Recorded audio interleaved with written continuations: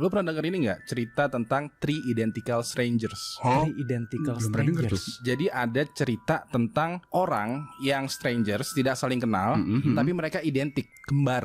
Oh iya. Jadi gini, jadi ceritanya tuh ada di tahun 1980 itu ada orang pertama ya mahasiswa. Itu mahasiswa namanya kalau nggak salah si Bobby namanya. Bobby masuk kuliah, masuk mahasiswa baru nih ya, baru masuk ke kuliah dan pas di kuliahnya itu dia disapa sama banyak orang. Oke. Kayak disapanya tuh kayak ada yang high five, ada yang nepuk bahu, bahkan juga dapat cipika-cipiki dari mahasiswi lain. Oke. Ini karena dia di Sumatera atau apa sih? Enggak, ini di New York.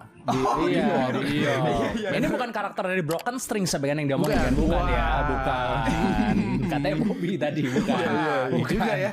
Nah bukan. Nah pas dia masuk ini dia bingung kenapa dia disapa sangat hangat begini, kan nggak normal dong lo ketemu sama orang baru dicipika-cipiki sama cewek gitu, nggak normal. Soalnya di industri ya normal, Iya. cukup Nah, normal. terus orang-orang nyapa dia malah dengan nama Eddie.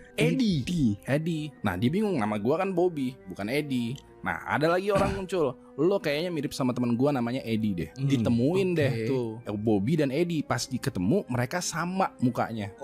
Literally sama. Kayak orang kembar yang padahal mereka nggak punya kakak, nggak punya adik.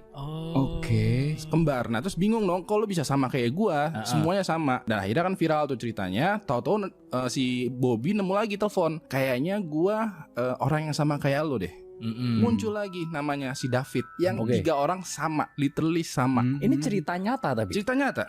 Cerita 3 orang punya muka yang sama dan ternyata mereka adalah saudara kembar. Oke. Dan ternyata pas digali lagi, ternyata mereka adalah hasil eksperimen. Hasil eksperimen. Iya. Eksperimen apa itu? Eksperimen, jadi sengaja jadi sebelum-sebelumnya 20 tahun yang lalu lagi ada seorang ibu melahirkan 3 orang kembar. Nah itu disengaja dipisahin sama keluarga, sama yayasan panti asuhan untuk meneliti bahwa apakah manusia itu terbentuk dari nature atau nurture, gen atau lingkungan. Iya. Nah sengaja dipisahin, dan itu ada teorinya, semuanya ada dokumennya, dan itu penelitiannya udah berhenti tapi dikunci sampai tahun 2065.